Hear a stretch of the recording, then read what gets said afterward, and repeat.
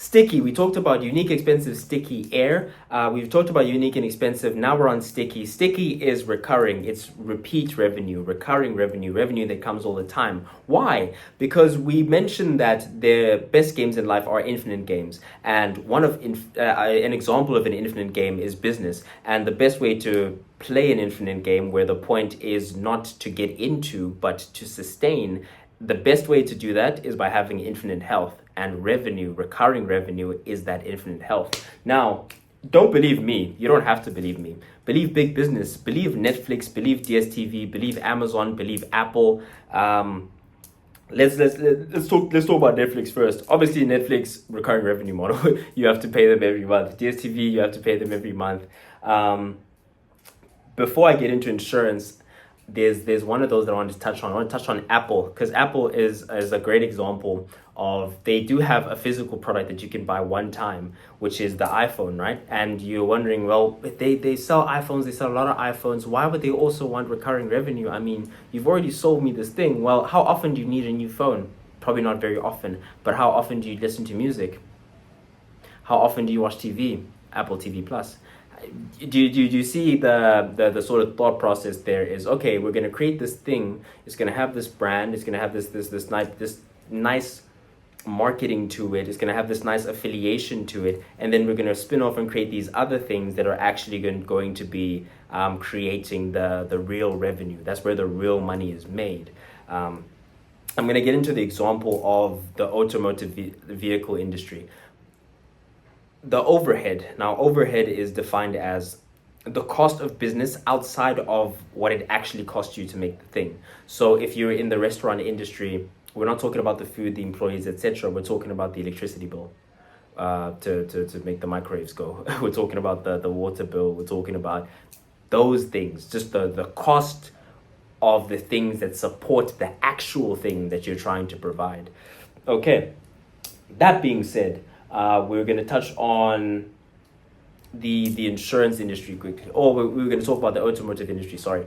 So in the automotive industry, again, an example of, there's this big product that they're going to sell you, the car. But what's the issue with the car? Well, number one, you're going to sell those very infrequently. Number two, even within selling this one, there is a lot of overhead involved.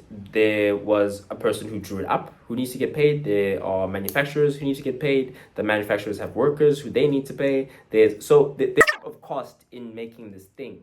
And what can I sell you on top of this thing that won't cost me much money?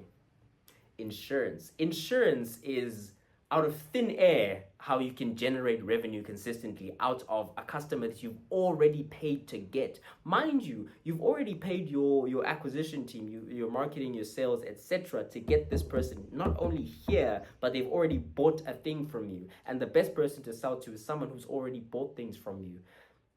That being said, here's this person and I want to sell them, but I also don't want to sell them at a loss. I don't want to sell them another big thing. They probably won't be looking to buy another big thing, but I could make them pay to protect this thing that they already have from a hypothetical thing that's more than likely not going to happen. However, this is a very valuable thing that I've just sold them, and they're going to want to insure it.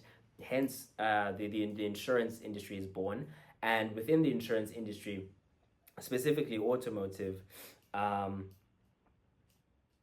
recurring revenue, you're making bank, you're making money, keeps coming back. Very rarely will someone ever actually need the thing. So it's a great way to continue making money from the thing that you already made money doing. Now, the reason why I'm thinking and I'm in two minds is because I want to get into insurance as a completely different topic. But before we do that, let's talk about retail quickly, because retail is an example where of the more important thing than the sale is to get the people to keep buying. Great example is retail, because they have your rewards card, your smart shopper card, your whatever card, and these things are rewarding you for, I think Spar has a loyalty card. They're rewarding you for loyalty. They want you to keep coming back because it's a ruthless industry. Every time I buy from Pick n Pay, Spar is losing money. Every time I buy from Spar, ShopRite's losing money, and so on and so forth. So it becomes a game of who is going to pull in the most customers, and the most important thing is I want these people to keep buying, right? So that's just an example of they're not even going to charge you to be a member, but what they are going to do is incentivize you to keep buying from here, because that's the whole game. We talk about Takealot. Takealot has now ventured into a sort of Netflix-ish, Amazon Prime, Apple Plus type of model, because I saw this today actually. It's called Takealot More Takealot, something like that. And it's a paid subscription where obviously you're going to pay monthly, so that when you do buy, because they also have the same issue as a car industry would have, perhaps not at the same level, perhaps it is even, because how often do you really buy online versus in person? Complete digress.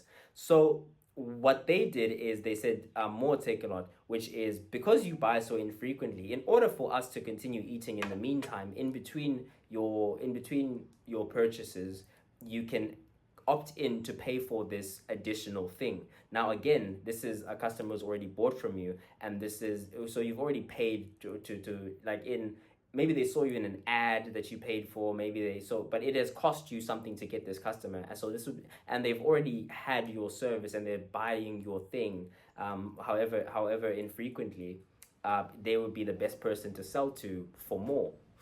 And the more Takealot More, the idea is, okay, so in between these purchases that are bigger purchases that we're maybe going to make more profit from, maybe not, because think about it this way: between these purchases, every month this person is now still going to be paying Takealot. So Takealot is actually probably going to be making, not even probably, is going to be making a lot more money from you paying them every month than they are going to lose money from giving you a discount.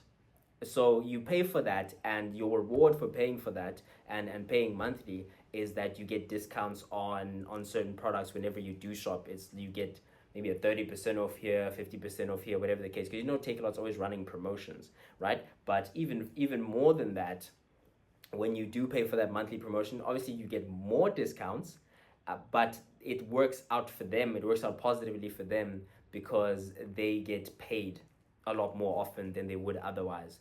And profit is the lungs. Profit is the air in the lungs of business. It's something that is absolutely necessary, if you want to keep it going.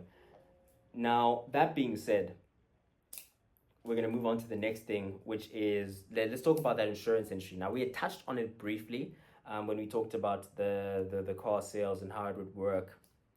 Actually, you could think of it as a sort of similar model to what Takealot are doing, in terms of it is a paid subscription that you want to keep showing up for. But the gorgeous thing about the insurance industry on its own is that you have two infinite avenues that you can go down, right?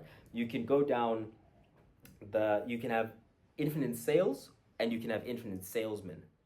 And the lower you can make the cost of acquiring a customer, and the lower you can make the cost of acquiring a sales agent, just the more like your how to put it into words and make you understand how brilliant the insurance industry is. How rarely do people ever cancel insurance? Very rarely. And you can infinitely get more and more people to sell insurance because you offer commission, and you make money off of them making the sale for you. So there will always be more and more people coming in wanting to sell the thing for you. So you're making money off of them selling the thing, and you're also making money off of the people who are already there, and that keeps growing. So that is if you talk about revenue, and you talk about it just wanting it to be as infinite as possible, that's a game that you'd want to get into. Now the downside of it, or the catch, there's always a catch.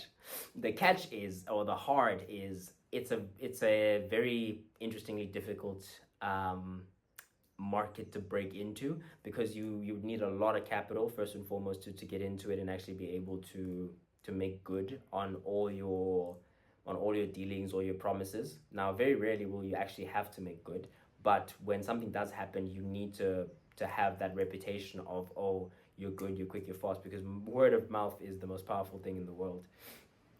So yeah, insurance is an absolutely fantastic vehicle in the industry to get into, and it's a great example of having both sides now, because that's the ultimate in terms of an ideal in business. You'd ideally want to get into an industry where people never stop buying or never stop selling. Let's talk about, okay, we've touched on overhead, and if you had to pick one, if you had to pick, I'm either going to sell this big thing infrequently, or I can sell at a reasonable price, but this person's never going to stop buying, then the wise choice would be to pick the latter. It would be to pick the second thing, which is, if people keep showing up and you keep adding more people, then your growth becomes exponential. Versus if you're going to have to be looking for a new customer each time, or you're going to try and sell again to the old customer something that's that big, then it's not going to work out for you. What would be great for you is to have an alternative offer, is to have a second thing, is to have a thing that goes well with your thing. An example of this is, I'm going to have, okay, is an example is, I'm a jacket store, right? I sell coats, I sell winter coats. Now, in the summertime, you can come in for this much, for however much money. You can come in and we're gonna have a coat cleaning service for you. You know, just that's just a tiny stupid example of something that you can do that's gonna bring in more money for every customer that you've already gotten, you know, versus having to get new customers each time. Um, we talked about big recurring, and then, okay, that's why online service is a golden ticket, or online access, and furthermore, courses and books, because now we're talking about, you have a thing already. Now we're talking about the infinite nature of or the ideal infinite nature of a recurring revenue model. That's why a course is a golden ticket, because yes, you do have to put a lot into it at first, but after you've actually done the thing and you've made an incredible thing, then that thing pays you forever, because you don't have to do it again. You don't have to make a new course every time you set a course. You can literally just send them the course, and then it just prints money. And books are an example of this as well, because especially when you have say an audio book version of it, now that's a completely different conversation, which is, whatever you're serving, whatever you're giving the people, the more ways you have it available, the easier it will be to access. And that's how you just 4x your sales without changing a thing, except for making it available in the different ways. Like, for example, having a physical copy, having an ebook, having an audio book, like, or whatever the case may be. Now, okay, let's shut that one, set it aside, and let's just talk. So, my people who are here for the actual stuff, actual business stuff, yeah. Hope I came through. My people who are here to kind of conversate with Sage and actually go through some ideas, explore some things. This is our time. It's us time now. I almost didn't make this video. I really genuinely almost didn't make it, but it's because I tend to take, or it's not really a tendency of mine, I think it's just a human thing, that we tend to take what we know and what we've known for a long time as common knowledge, which it is not. And that's not an insult to anyone. And so I sometimes have this conversation with my little brother, or I've had this conversation with him to try and make him understand that there's a difference between, I don't want to use the word stupidity, but there's a difference between being slow, being a slow learner, and not knowing, the way you just don't know that a thing exists. There's a very big difference, right? And even if you do know about a thing, there are depths in knowledge. So someone may be more knowledgeable in a certain industry. You know, someone may know more about figure skating than I do, and they're very deeply technically sound in figure skating and how to get into it, how to get fantastic at it, etc. And I come into the industry and I know absolutely nothing, right? For them to come through and be like, man, you stupid, That's unjust. That's not a justified statement of stupidity, because I literally don't know anything about the thing, you know? And that's it. It's not that if you taught me I would have a difficult time understanding it. It's just that I don't know. So that being said, I almost didn't make this video because I know and I've known certain basic things like recurring revenue and why it would be better to go recurring than to sell a big thing. I've like I've said probably a bunch of times. Read, it's probably 15 now. Yeah, 15 of the biggest best, like when you talk about your blue ocean strategy, your E-Myth, your lean startup, your bro, you name it, I've read it. And I'm trying to think specifically of entrepreneurship books or business books that I've read. And I'm not trying to think of, for example, your 48 Laws of Power, your 33 Strategies of War, your Think and Grow Rich, obviously, Rich Dad, Poor Dad. You, like How to Win Friends and Influence People is a more recent one.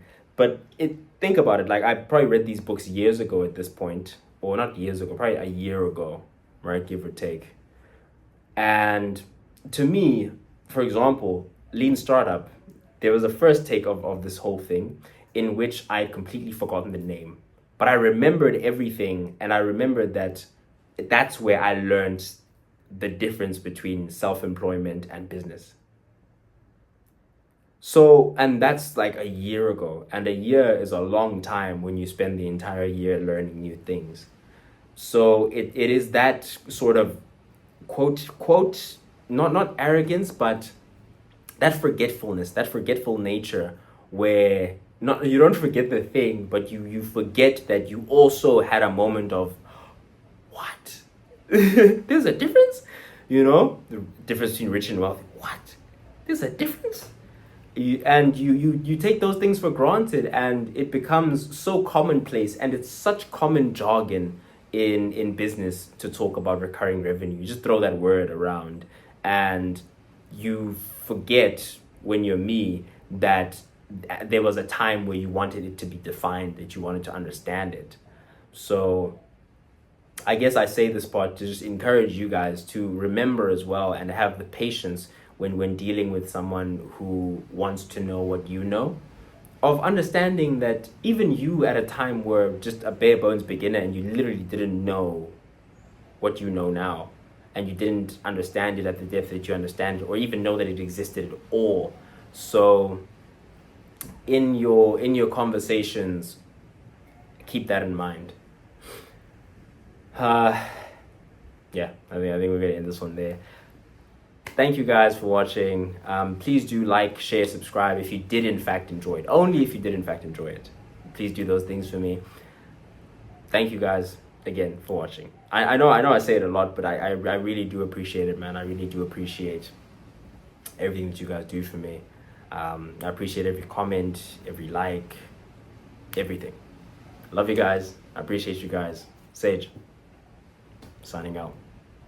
Yo, Sage here. One more big favor you can do for me is, if you want to get into the stuff that I discussed previously, which was the difference between the wealth and etc. This is a video here. If you're not interested in that, you're interested in hearing more from me, but not that specifically, here's something else for you. Cheers.